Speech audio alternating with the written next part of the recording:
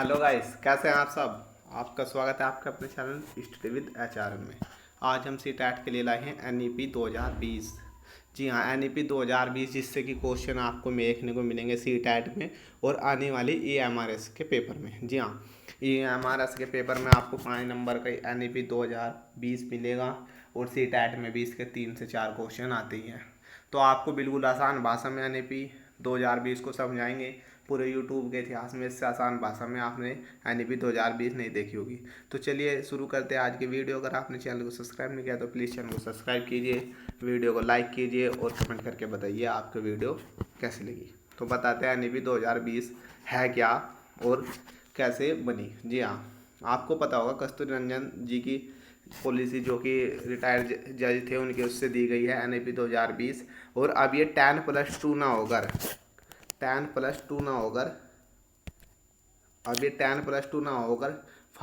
3+3+4 होगी। जी हाँ, 10 2 प्लस ना होकर अब ये 5+3+3 होगी। क्या है 5+3+3 4?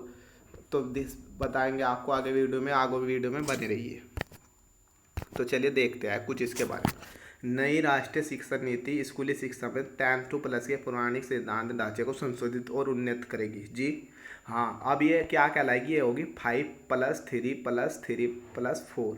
एक नया शिक्षण स्ट्रक्चर तैयार किया जाएगा।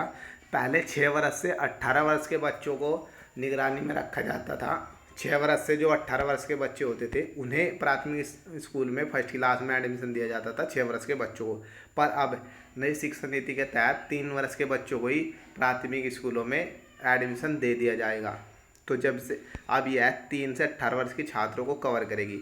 नई राष्ट्रीय शिक्षा नीति में पाठ्यक्रम का पुनर्गठन होगा, यानी कि सिलेबस पूरे तरीके से बदल दिया जाएगा। पुराने शैक्षिक ढांचे को नवीन ढांचे में बदल दिया जाएगा। जी हाँ, अब जो बच्चा होगा वो 3 साल का ही प्रवेश कर दिया जाएगा स्कूल में। और जो 3 साल का बच्चा होगा वो पढ़ाई के लिए नहीं जाएगा वहाँ पर, वह पढ़ाई के लिए खेलना कूदना, उसके लिए एक अलग मनोरंजन वहाँ होगा, जो जिससे कि उसके बच्चे का मन स्कूल में लग सके। बच्चा स्कूल में जाने से न डरे। उसे पहले 3 साल में केवल मनोरंजन होगा, कोई पेपर नहीं होगा। उसे पढ़ाया लिखाया जो भी जाएगा मनोरंजक तरीके से जाएगा, उसका खेल में उस तरीके से ही रखा जाएगा। तो देखिए, मजबूत नींव रखी जाएगी। 3 से 6 वर्ष की आयु में बच्चे की ऐसी गतिविधियों में लाया जाएगा जो उन्हें खेल मनोरंजन आदि के माध्यम से सीखने और समझने में मदद करेगा। इससे 3 से 6 वर्ष की आयु के बच्चे स्कूली पाठ्यक्रम के अंतर्गत आएंगे। प्रारंभिक चरण की शिक्षा को आनंदमय, चंचल और मस्ती भरे माहौल में बनाने के लिए अधिक प्रयास किए जाएंगे। जी हाँ, जो प्रारंभिक शिक्षा होगी, बच्चा 3 साल का जाएगा स्कूल में, तो उसके लिए केवल आरामदायक माहौल होगा, मस्ती का माहौल होगा, मनोरंजन होगा, जिससे कि उसका मन स्कूल में लग सके, वह स्कूल में जाने से ना डरे। इसीलिए उसका माहौल मनोरंजक होगा, आनंदमय होगा। वह वहाँ पर स्कूल में जाएगा, खेलेगा, मिट्टी पे करेगा या पढ़ेगा। उसका कोई एग्ज़ाम नहीं होगा, पर उसका एडमिशन 3 साल से ही होगा। जी हाँ, 3 साल से उसका एडमिशन होगा और 3 से 6 साल तक वह इस प्रकार ही रहेगा। 3 से 6 साल तक वह इस प्रकार ही रहेगा। इस नए पाठ्यक्रम में जो होगा, पहली शिक्षा होगी 5+3+3+4। जी हाँ, 3 से 8 वर्ष होगा 5। 3 से 8 वर्ष, 3 वर्ष का बच्चा चले जाएगा। 3 वर्ष तक वह आंगनवाड़ी या किसी आनंद माहौल में रहेगा, स्कूल में प्राथमिक विद्यालय में खेलेगा कूदेगा। 3 के बाद वह 6 ईयर का होगा तो वह फर्स्ट क्लास में आ जाएगा। उसका एग्ज़ाम नहीं होगा। सेकंड क्लास तक कोई एग्ज़ाम नहीं होगा। जी हाँ, सेकंड क्लास तक नो एग्ज़ाम होगा, जिससे कि बच्चा डरे नहीं। सेकंड क्लास तक कोई एग्ज़ाम नहीं होगा। फिर सेकंड क्लास के बाद जो कि नेक्स्ट लेवल होगा वो होगा 3, यानी कि 8 साल से 11 में उसके एग्ज़ाम शुरू हो जाएंगे। तो आप देख पा रहे होंगे नई 5+3+3+4 पाठ्यक्रम संरचना जो इस प्रकार होगी। 3 से 8 साल, 8 से 11 साल, 11 से 14 साल और 14 से 18 वर्ष की आयु को कवर करेगी। नई प्रणाली में 3 साल की प्री स्कूलिंग होगी। 3 साल की, यानी कि उसका कोई एग्जाम नहीं होगा, केवल वह खेलने जाएगा स्कूल में। उसके बाद 12 साल की स्कूली शिक्षा शामिल होगी। उसके बाद एग्जाम शुरू हो जाएंगे 3rd क्लास से। अब होगा क्या, कैसे नया सिलेबस चेंज होगा, कैसे सर्कुलर एंड पैडागोजिकल स्ट्रक्चर बनेगी, देखिए, प्रारंभिक शिक्षा पर जोर देने के लिए एनसीईआरटी बचपन की देखभाल और शिक्षा के लिए एक पाठ्यचर्या शिक्षण ढांचा national curriculum pedagogy framework early childhood care and education विकसित करेगा, जिसे किसके रूप में जाना जाता है, NCPFECCE के रूप में जाना जाएगा। आपको फुल फॉर्म ही पूछ लेगा इसके एग्जाम में। जी हाँ, आपको इसकी फुल फॉर्म ही पूछ लेगा एग्जाम में कि NCPFECCE की फुल फॉर्म क्या है, और यहाँ से ही आपका एक नंबर बन जाएगा। तो प्लीज़ ध्यान से वीडियो को पूरा देखिए और लास्ट तक देखना। तो चलिए नेक्स्ट देखते हैं। नेक्स्ट क्या, नए स्कूली पाठ्यक्रम में शिक्षार्थियों को समर्थ विकास के डिजाइन किया जाएगा। उन्हें 21वीं सदी के कौशल ज्ञान स्किल एजुकेशन को शामिल करना, महत्वपूर्ण सोच, क्रिटिकल थिंकिंग और प्रैक्टिकल सीखने पर जोर दिया जाएगा। छात्रों को उनकी रुचि के विषयों के चुनने में लचीलापन प्रदान किया जाएगा। पाठ्यक्रम में महत्वपूर्ण संशोधन किया जाएगा। कला, विज्ञान, साहित्य और गतिविधि वैश्विक और शिक्षण धाराओं के बीच कोई टकराव नहीं होगा। देखिए, पहला बच्चा 3 साल में आंगनवाड़ी में एडमिशन लेगा, 3 साल के लिए वह खेलता रहेगा। 3 साल के बाद सेकंड क्लास तक उसका कोई एग्ज़ाम नहीं होगा। थर्ड क्लास में एग्ज़ाम होगा, फोर्थ में, फिफ्थ में, सिक्स में, सेवन्थ, एट। तो जैसे ही वह नाइन्थ में जाएगा, नाइन्थ में आपको एक साइड चुननी पड़ती थी।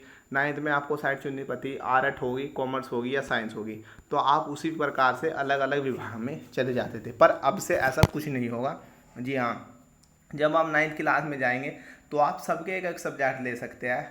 चाहे तो आप मैथ भी ले सकते हैं, आर्ट भी ले सकते हैं, कॉमर्स भी ले सकते हैं। आप तीनों चीज़ एक साथ ले सकते हैं। आपको कोई भी किसी भी प्रकार का साइड जैसे कॉमर्स वर्ग या कला वर्ग या विज्ञान वर्ग लेने की ज़रूरत नहीं है। आप चाहे तो तीनों वर्ग एक साथ ले सकते हैं। आप 9th में और 11th में तीनों वर्ग एक साथ ले सकते हैं। अगर आपका पढ़ने का मन है हिस्ट्री और इधर आपको पढ़ने का मन बायोलॉजी है, तो आप बायोलॉजी और हिस्ट्री दोनों एक साथ ले सकते हैं। इससे आप पर कोई रोक नहीं होगी, कोई किसी प्रकार का वर्ग आपसे संबंधित नहीं किया जाएगा। इसकी यह सबसे अच्छी बात थी। अब इसके सिद्धांत कुछ आते हैं जो कि सिद्धांत पेपर के लिए इम्पोर्टेंट है। नई शिक्षा नीति सिद्धांतों का निश्चित सेट पर आधारित होती है, जो भारत के युवाओं को विश्व स्तरीय वर्ल्ड क्लास उच्च गुणवत्ता वाली शिक्षा प्राप्त करने में मदद करेगी। इस शिक्षा नीति न्यू एजुकेशन पॉलिसी का उद्देश्य सिर्फ जनता को शिक्षित करने तक सीमित नहीं है, बल्कि युवाओं को एक जिम्मेदार इंसान बनाना भी है। नई शिक्षा प्रणाली का मुख्य उद्देश्य युवाओं के बीच अच्छे चरित्र का विकास करना और उनको अच्छे इंसान बनाना है, जो समाज में योगदान दे सके। शिक्षा के प्रमुख उद्देश्यों में से एक तर्कसंगत विचार और क्रिया को विकसित करना है, जिसमें करुणा, सहानुभूति, रचनात्मक कल्पना और नैतिक मूल्यों का है। नई शिक्षा प्रत्येक छात्र की अनूठी अक्षमताओं को पहचानेगी कि किसी छात्र में क्या अक्षमताएं हैं। नई शिक्षा नीति की कुछ विशेषताएं हैं, तो आप देख पा रहे होंगे नई शिक्षा नीति की विशेषताएं क्या हैं।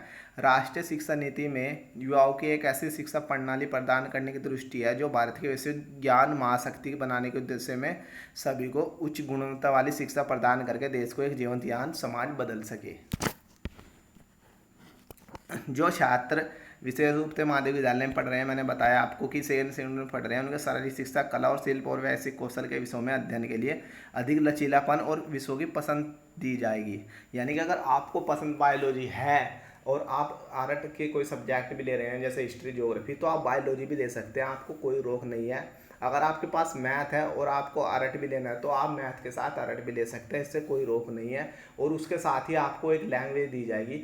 आपको 8 क्लास तक एक लैंग्वेज पढ़नी जाएगी, एक क्षेत्रीय लैंग्वेज, जैसे कि आपके देश की लैंग्वेज होगी, जैसे गुजराती, मराठी और आदि, संस्कृत, कोई एक उर्दू, एक लैंग्वेज आप अपनी मातृभाषा के साथ ले सकते हैं। यह नए शिक्षा नीति के बहुत ही अच्छा कदम था कि 8 क्लास तक आप एक स्तरीय भाषा भी सीखेंगे और अपनी मातृभाषा भी सीखेंगे, और आप कोई से भी किसी भी प्रकार के सब्जेक्ट ले सकते हैं जो कि आपका मनपसंद है। आपके मनपसंद होने के रूप में ही यह नया शिक्षा नीति का विकास हुआ है।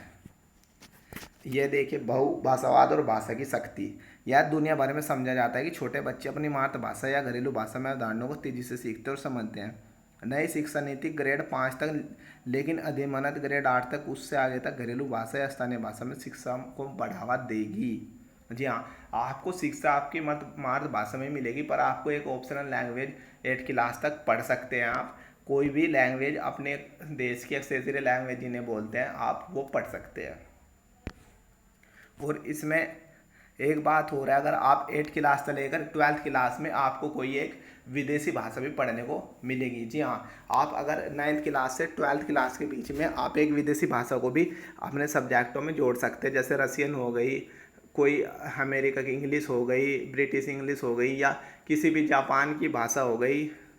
कोई भी एक भाषा आप अपने उसमें जोड़ सकते हैं। आपको एक इंटरनेशनल भाषा भी पढ़नी होगी 9th क्लास से 12th क्लास तक, और आप कोई भी सब्जेक्ट ले सकते हैं जैसे मैंने बताया, और आपको एक भाषा भी पढ़नी होगी। यह नई शिक्षा नीति का बहुत ही अच्छा सुझाव है। बहुभाषावाद समर्थन को प्रोत्साहित किया जाएगा, क्योंकि कई भारतीय परिवारों में कई भाषाएं बोली जाती हैं।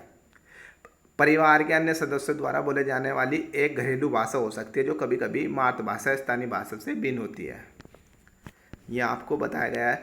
तो आज NAP 2020 इतनी सी थी, वो कोई ज़्यादा बड़ी बात नहीं थी। अगर आपको वीडियो अच्छी लगे तो प्लीज़ वीडियो को लाइक किए बगैर और चैनल को सब्सक्राइब करे बगैर मत जाइएगा। आज के लिए इतना ही। जय हिंद, धन्यवाद।